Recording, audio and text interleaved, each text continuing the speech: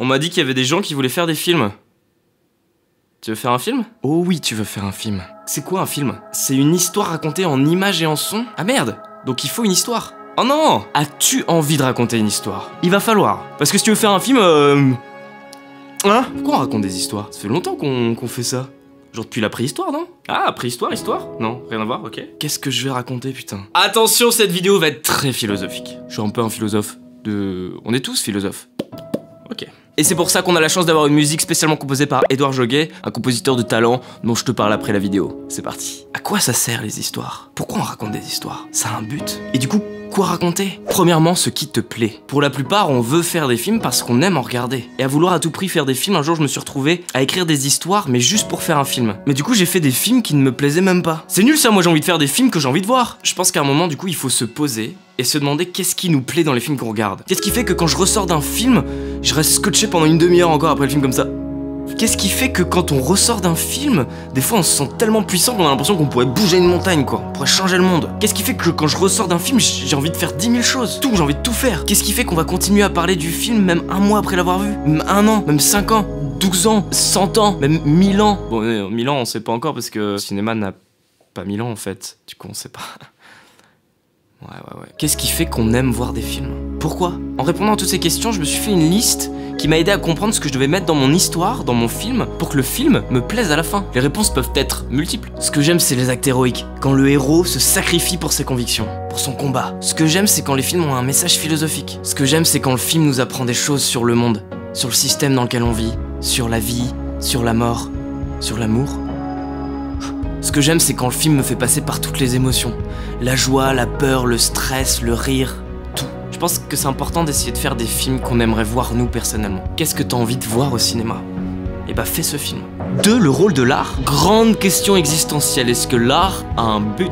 Est-ce que le seul but de l'art serait de créer? On est tous artistes. On est tous capables de créer, même de la merde. C'est même une des choses qui nous différencie des autres espèces animales. Les artistes créent et pour que leurs œuvres existent, il faut qu'elles soient vues. Si ton œuvre n'est pas vue, bah... qui te dit qu'elle existe?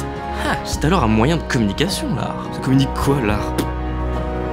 Est-ce que l'art, ce serait la science des émotions?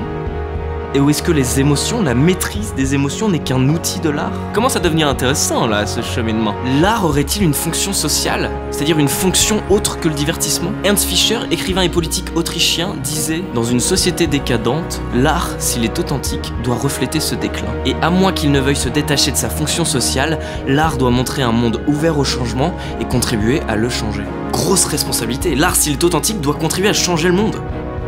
Waouh! Ça te motive pas à faire des films, ça? Tu te sens pas un peu comme un héros là tout de suite? On est des héros, on va changer le monde! Ok, est-ce que les films ont vraiment le pouvoir de changer le monde? Vraiment, tu crois? Peut-être pas le monde entier directement, mais en tout cas les gens qui regardent le film. Et ces personnes pourront contribuer à changer le monde. Si la vidéo n'avait pas de pouvoir sur les gens, on arrêterait de faire de la publicité vidéo. Ou la télévision est complètement conne!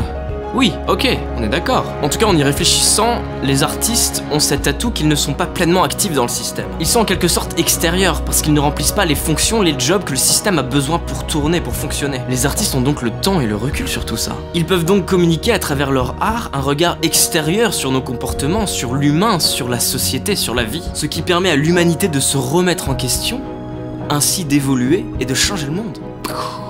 Putain, c'est beau ça. En plus, le cinéma, la vidéo, c'est l'art le plus puissant, enfin selon moi, parce que ça rassemble tellement d'arts différents, la musique, l'image, l'histoire, comme la littérature et le théâtre. 3. Le but des histoires. Les histoires peuvent communiquer clairement des messages. Et d'ailleurs, les histoires sont utilisées ainsi depuis la nuit des temps. Que ce soit à travers la mythologie, les contes, les histoires ont toujours servi à communiquer des valeurs, une morale. Ils ont aussi servi à la propagande et à la manipulation.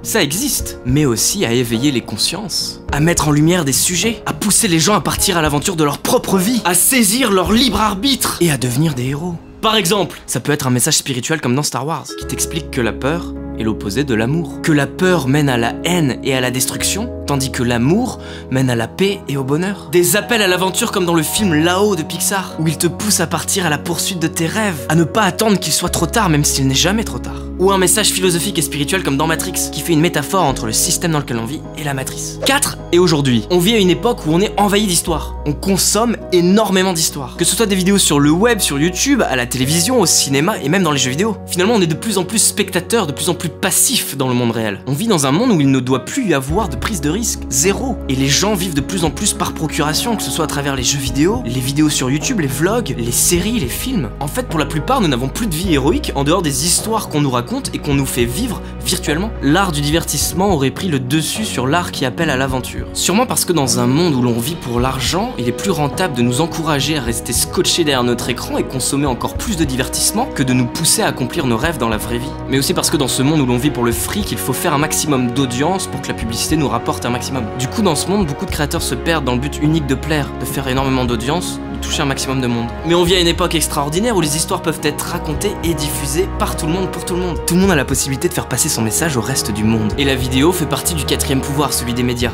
Et comme on le sait tous, un grand pouvoir implique de grandes responsabilités. Je compte sur toi, ensemble on va changer le monde. Voilà, en espérant que cette vidéo t'ait donné envie de faire des films, de raconter des histoires et t'ait donné des idées et un sens à tout ça. À toi maintenant, quel est le but de l'art selon toi? À quoi ça sert les histoires selon toi? Ce qui m'intéresserait beaucoup de savoir, c'est si un film a déjà changé ta vie. Peut-être pas ta vie, mais en tout cas la vision que tu as des choses, peut-être ton comportement. Voilà, hésite pas à écrire un commentaire pour me dire ça. Voilà, si t'as besoin d'autres conseils sur tout ce qui tourne autour de la vidéo, hésite pas à t'abonner à ma chaîne YouTube, et comme ça tu vas devenir un super héros. Je te jure. Essaye, tu verras. Clique. Voilà, moi c'est Guillaume, et j'aime la vie. Déo, la vidéo.